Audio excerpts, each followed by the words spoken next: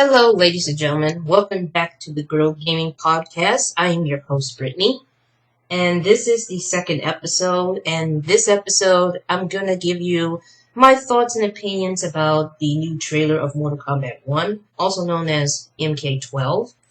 But I would like to remind you a couple of things. First off, this video or podcast will be nothing but audio and images only due to copyright situations. Also, another thing is that I lost my headset that contains a microphone. So you're going to be hearing some, what is it called? Some noises in the background, like my fan, for example. So I sincerely apologize for the inconvenience and so forth. So to get right into this podcast, I'm going to try my best to give you like the details about this trailer. So first off, there's going to be some differences because it focused on the reset of the timeline of MK1, which is going to be quite interesting, but also sometimes confusing because we don't know what's going to happen to the other original characters. So what we do know right now, even though it has not been confirmed, but we do know that Liu Kang and Shang Tsung is going to be these characters that are technically going to be part of the story. Because if you haven't played MK11, which by the way, I don't want to spoil anything, but if you don't want to hear the spoilers, all you have to do is skip the video or try to skip this part of the video. Technically, in the aftermath, which I didn't purchase the DLC because it's too expensive, but basically, it's the plot of the story of MK11 is that Liu Kang has reset the timelines due to Kronika's crown, and you have the option to play as either Liu Kang or Shang Tsung at the end. Basically, if you play as Liu Kang, then he resets the timeline and talks to the Great Kung Lao about a new tournament. Well, technically, a tournament that he had not managed to how you say it, he did not succeed to win because I believe he was killed off.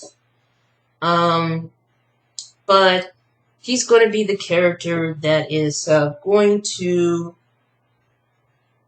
quite possibly finish where he left off and stuff.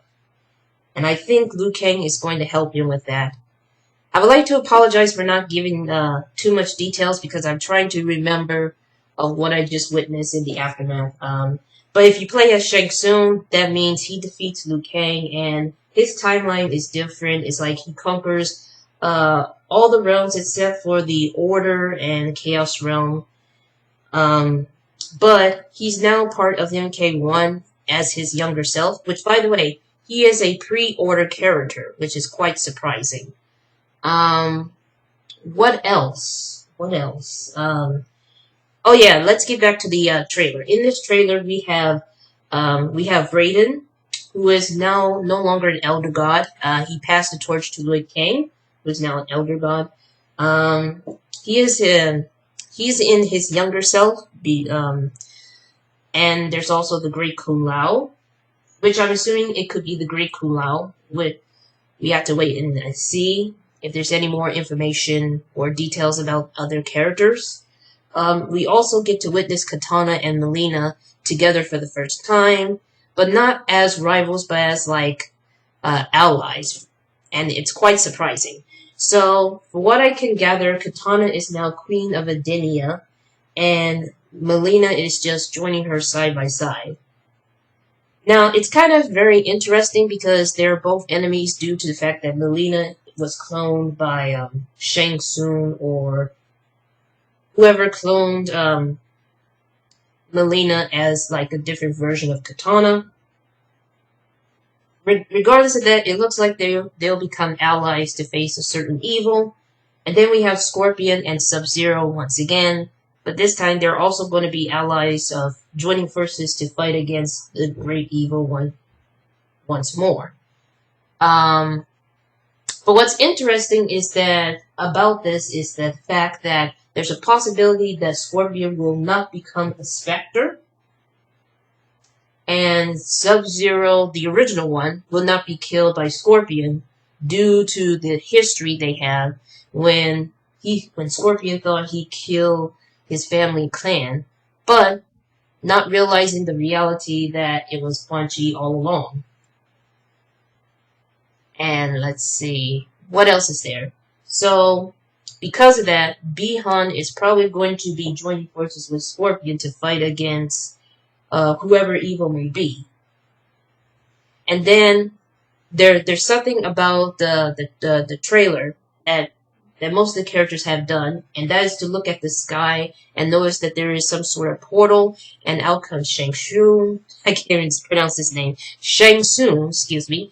And he basically destroys everyone, which I'm not going to say, but let's just say it's brutal. Which, by the way, I'll leave you a link of the trailer on the description down below. And also, I'm not going to show you any graphic images of what happened to the characters. It's basically, you basically have to watch the trailer for yourself. Which, like I said again, link will be on the description down below. So basically, Liu Kang realized that Shang Tsung has chosen to defy fate, and for that he must suffer the consequences. And for what Liu Kang did is that he summons 2 dragons to technically grab each arm of Shang Tsung while he's jumping up the air. Not like jumping, but like he flies up the air, getting ready to split Shang Tsung in half, which is exactly what happened in the trailer. And that's technically what happens. Like I said, we don't know if these characters are confirmed, but it's a possibility that there are and going to be in the game. But we do know for a fact that Liu Kang and Shang Tsung are 100% without a shadow of a doubt going to be in this game because MK11's store. So, right now, my thoughts and opinions about this is that I find it very interesting and it got me very excited to play this game. However, there is one major problem. And that major problem is that this game will only be I can't even talk. I apologize, ladies and gentlemen. This game will only be available for the next-gen console, which is the PlayStation 5, and, of course, the new Xbox game system, which I forgot the name of the game system. It's probably going to be Xbox Series X, which I'm assuming that's the new console. If I'm wrong, then I'm wrong, but that's all I know, because I looked it up to see what the new Xbox is. The name of it, as of this point. But I do know that it's going to be available for that console and for the PS5, which, by the way, I have not yet got a PS5. And the reason is because it was too expensive and it's very hard to find and to get.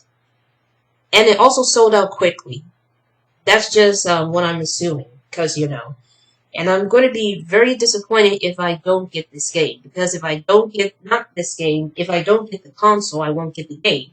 So, in other words, I have to probably wait till Christmas to get a PS5. Because that's going to be something that I'm hoping to get on that time, or the Pacific holiday. And let's see. I don't know how much the system costs, but let me check on Google to see how much it costs. Because, like I said, I never have a PS5. But I really wanted it because of games like Mortal Kombat 1. I wanted to see how much it's worth. Now, for Amazon and Best Buy, it's going to cost it's going to cost $499. Which is like, wow. Just wow. But for the PlayStation Store or whatever, hold on.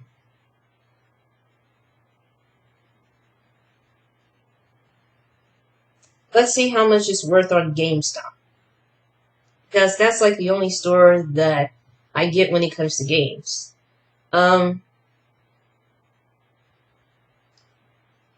Oh, wait a minute. The console, the regular console will cost like $459.99, which is like $460.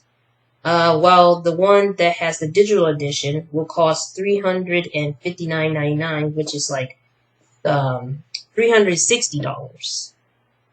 So this is definitely going to take some sort of like miracle for me to get this gaming console, which I hope I could get it on Christmas because that's going to be the only time that I could get a gaming console. I always get gaming consoles on Christmas, but not like all the time, but some of the time when, if there's new console systems that I really sincerely want. And that's technically it. That's technically my major problem about this game is the fact that it's going to be for next gen. And I'm assuming it's because of the graphics. The graphics look CGI, but it's still good. It still looks cool and good looking.